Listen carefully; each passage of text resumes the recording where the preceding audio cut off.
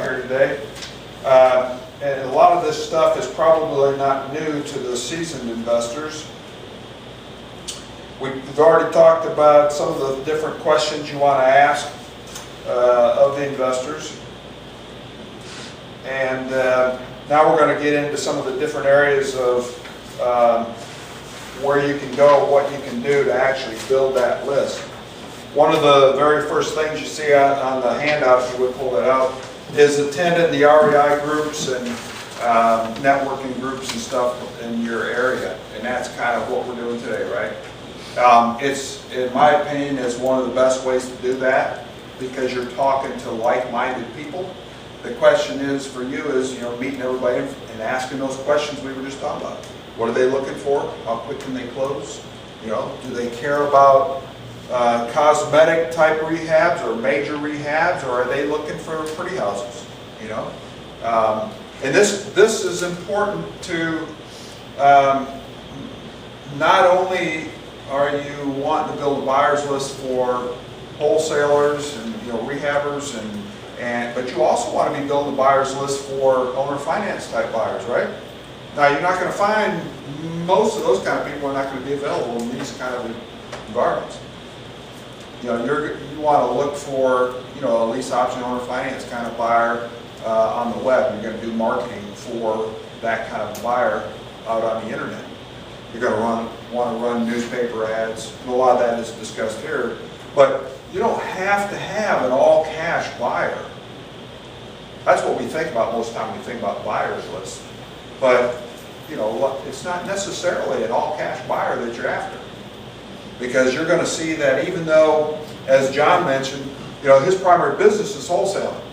But as you get into this business and you do more and more marketing, you meet more and more people, you do more and more deals, you're going to come across a lot of opportunities that aren't necessarily wholesaling.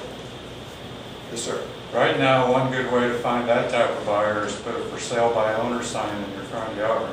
That's Because there are lots of buyers that can't qualify that are looking for owner financing. Yeah, that's right. You make good money doing it. That's right. So, there's so many creative ways of generating that list, but I just want to make mention of that. It's not just a cash buyer's list that you're looking to build. Okay? Karen and I have talked a lot about owner finance buyers. My ownatexashome.com website generates a ton of owner finance kind of buyers. And it's been out there for like 8 or 10 years now, and it does very well. Matter of fact, it comes up number 1 on a lot of the search engines using certain types of keywords and stuff, search words. But it does very well in the search engines, and I haven't really figured out why, but evidently I got the right words in it. But it does well. And then every now and then we'll do a marketing campaign to promote that site. Even though we may not have a new house, we might just be advertising owner financed homes, of some sort, and put out an ad like that, and that just increases the traffic even more. So that is working on my owner finance buyers list, whereas events like this and stuff is where I build my cash buyers list. Okay, so networking at the REI groups and stuff are very, very good, and you can go. There's tons of them all over the Metroplex. I'm not sure how many investor groups we have in the Metroplex now, but golly, it's probably. If I had to guess, it's probably 20 or more. You think, John? At least? Yeah. I mean, everywhere you go, you can find them. So. I got a notice yesterday from Meetup that there's 43. Really? Yes. In Investor groups? Investor groups. Wow. Okay. Another good way of building your buyers list is going into the chat rooms and forums and stuff on these different investor groups.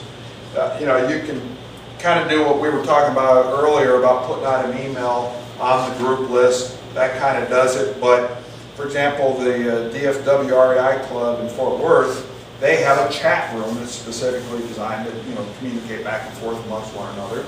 And you can go run an ad in there just like I said, introduce yourself, what you're looking for, and is there anyone that needs more deals? And you're gonna be amazed at the responses that you get. So go try that. Run a newspaper ad.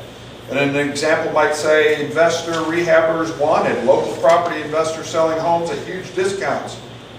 Reply with name, number, and email address to be added to our investor list, or register yourself by going directly to that website link, which is mine, by the way. And you can register for free email alerts as well, and you get a free report on that site. So I'm enticing them to come in by adding, offering them a free report when they come into the site, okay? But you can go to that website and register to receive email alerts. But now what I've done by you coming in there is now I have a new buyer on my list, right?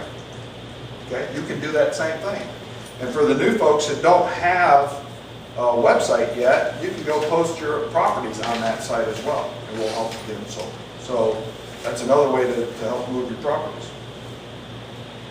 But that example of an ad right there, you could go do that same thing on all of the chat rooms and investor group sites and stuff out there. If you go run something like that in the Texas Real Estate Investor Circle group meeting, website, you're probably going to get bombarded with responses from other investors. But you don't have to use those words. That's just an example of what you might go do. By the way, on the you'll notice the free report there, 74 ways to find wholesale deals. It's a free report. Go register for it and take it, especially for the new folks.